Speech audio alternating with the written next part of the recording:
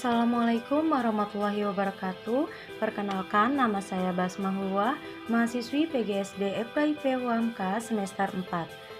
Kali ini saya akan menunjukkan hasil video wawancara saya dengan Kepala Sekolah MI Dawatul Islamiyah.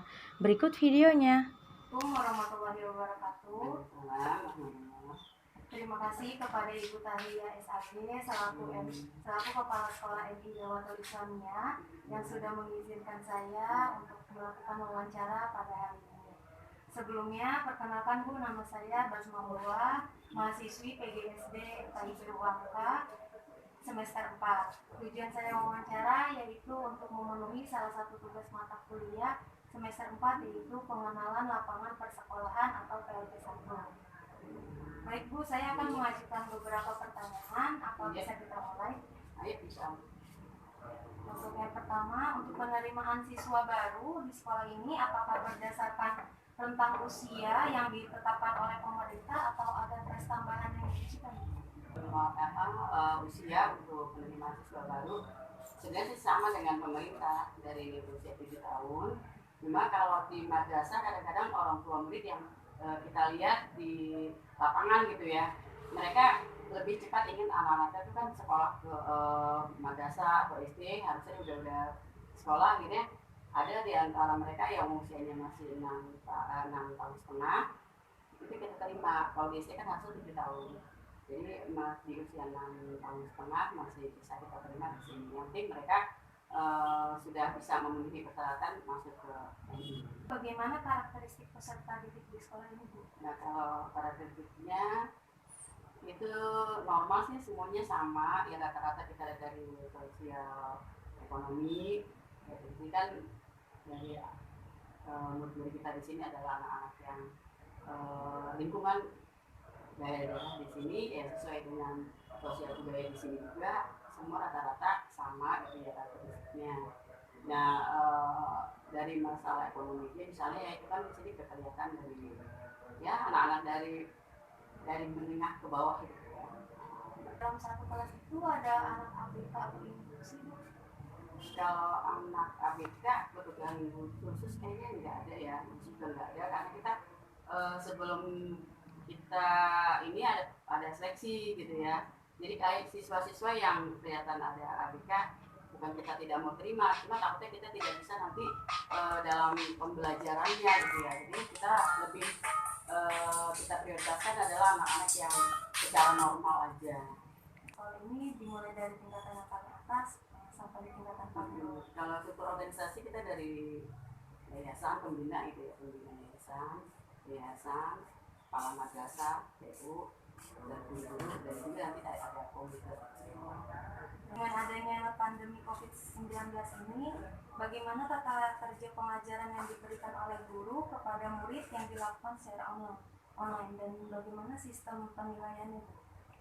Sejak penerimaan siswa baru itu memang menjadi tugas besar ya di sekolah. Bagaimana cara kita pertama menyaring siswa, kedua setelah mereka diterima di sini, itu yang kita juga agak bermasalah ya.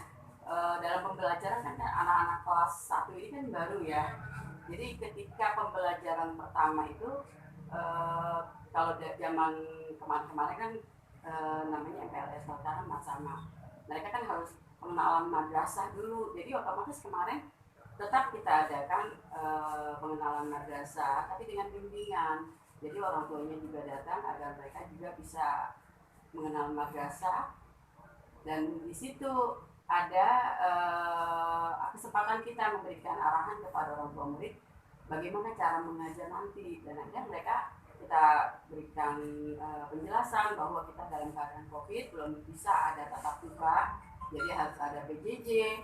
Nah, ketika ada PJJ, otomatis kan kelas 1 itu kan belum bisa yang namanya Google Chrome gitu ya, belum bisa. Cuma akhirnya ya dengan cara luring juga. Jadi ada penugasan, dan yang utama kalau di sini karena ada kebebasan, yang penting kita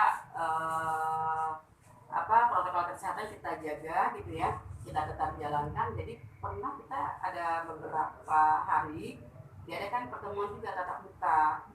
Jangan sampai anak kelas 1 ini nggak tahu sama sekali.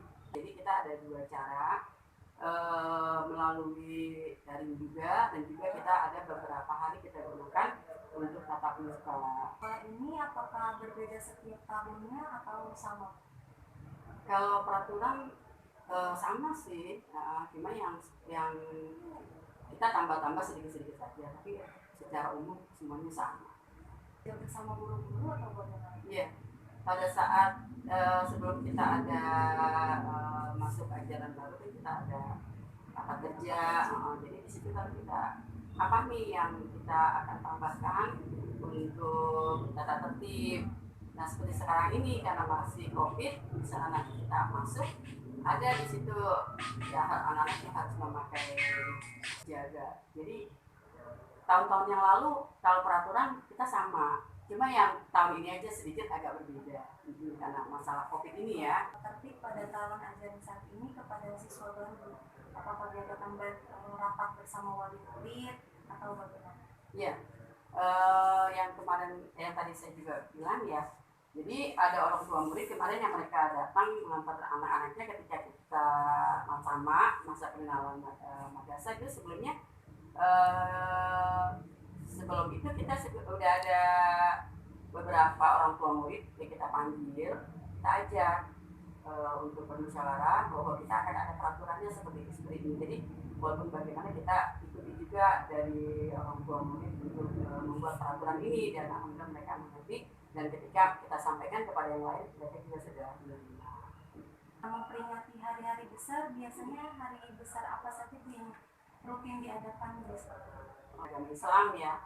Nah yang sering kita laksanakan itu Maulid Nabi, Isra Mi'raj. Tapi kalau Isra Mi'raj kadang-kadang kita tidak laksanakan karena berdekatan dengan kita mau puasa ya. Jadi paling dan tahun baru Islam Hijriah. Itu yang kita lakukan. Kegiatan umum seperti upacara bendera pada hari Senin, apakah rutin dilaksanakan, Bu? Iya, itu pelaksanaan itu rutin ya, karena memang harus ya, itu kewajiban, salah satu kewajiban juga. Jadi ya untuk kenaikan bendera hari Senin itu kita laksanakan. Cuma ya memang setelah ini karena tidak ada tidak. Biasanya petugas upacaranya itu kalau upacara bergilir per kelas atau ada tim khusus? Kalau di sini kita per kelas.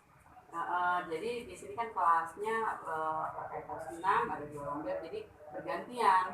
Senin ini kelas 6A, 6B.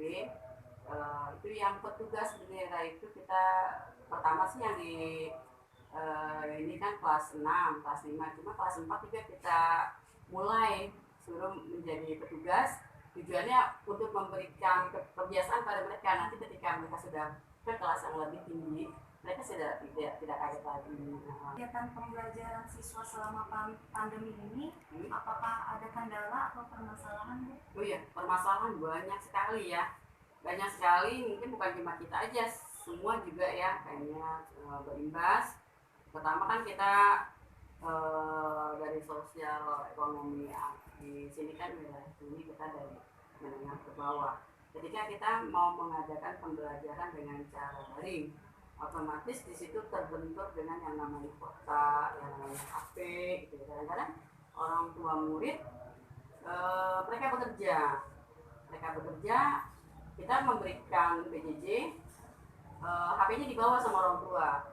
Nah di situ itu merupakan kendala yang terbesar, akhirnya anak-anak tidak bisa melaksanakan tugas kan ya yang kita berikan dan sebagainya.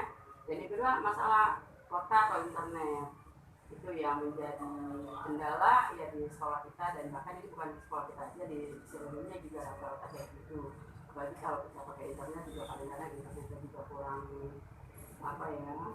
lemot gitu dan sebagainya. Itu mungkin nanti menjadi perhatian dari pemerintah gitu ya. Itu kalau itu yang menjadi kendala terbesar, apalagi kan kalau masih tingkat MI atau dasar gitu ya, beda dengan SMA atau SMP, mereka sudah terbiasa dengan menggunakan HP, internet. Kalau di SD, MI ya memang masih anak-anak ya. Kadang-kadang mereka juga kan belum bisa memegang HP atau gimana. Cuma kan kita pembelajaran tuh mesti diberikan. Tapi ketika harus dengan cara daring, yaitu kendalanya. Maka dari kita guru-guru bagaimana dengan cara yang lain, itu sama tetap muka dengan jarak gitu ya, dan tidak waktunya juga diatur dengan sedemikian rupa, dan juga kita memberikan tugas aja. Jadi orang tua datang ke sekolah mengambil tugas. Jadi beberapa hari tugas kita berikan dengan kita fotokopi dan sebagainya, kita kasih orang tua, nanti anak mengerjakan di rumah. Nanti setiap hari Jumat mereka mengumpulkan kembali tugas, dan itu yang kayaknya untuk tingkat dasar itu yang lebih mengena gitu menurutnya di sini, karena memang itu keterbatasan kalau masalah pakai daring itu ya. Jadi dengan cara kayak gitu pemberian tugas ke rumah. Berarti yang datang ke sekolah itu orang tua bersama muridnya atau orang tua? Iya, biasanya kita jadi orang tua aja, orang tuanya yang datang kemari ambil tugas, dan nanti kita kasih jarak berapa hari. Lalu untuk kegiatan ekstrakurikuler apa saja Bu yang ada di sini? Kalau di sini yang untuk anak putri itu ada yang namanya tari. Sudah dari sini kita tari, itu tari saman. Alhamdulillah di sini juga anak-anak setiap ada perayaan apa-apa mereka bisa tampilkan. Terus kalau untuk anak laki-laki biasa ya bola, basket gitu ya. Terus pramuka, karena memang kalau pramuka memang wajib ya, itu wajibnya ekskul itu ya itu kayak sama kayak tadi bola, basket, dan juga di sini kan ada pencaksilat gitu ya, terus sama marawis. Untuk pembiasaan seperti apa yang rutin dilakukan dan kapan waktu pelaksanaannya? Pembiasaan kita kalau di sekolah ya biasa kita harus sapa, senyum, berikan salam ya, pada orang guru. Itu pembiasaan, dan pembiasaan yang lebih ini lagi kita masalah apa ya, pemberian tugas anak-anak ya seperti kayak ini aja, operasi semut gitu ya. Jadi setiap hari apa, ayo turun ke lapangan semua, mengambil sampah dan sebagainya, lalu kita tempatkan sampah di mana tempatnya. Itu yang kita buat pembiasaan kepada anak-anak, selain yang tadi untuk menumbuhkan akhlak, juga untuk menumbuhkan rasa bagi mereka untuk ingin masalah kebersihan itu. Jadi dari yang mulai sekarang lah kita sudah ingin anak-anak pembuangan sampah di mana, pungut sampah kalau pagi sebelum berangkat, sebelum masuk sekolah. Selain itu juga, selain kita adakan tadarusan itu baca-baca surat pendek, itu biasanya kita di halaman gitu kumpul, setelah mereka pembiasaan ambil sampah dan sebagainya, kita kumpul di depan dan kita membaca surat-surat pendek.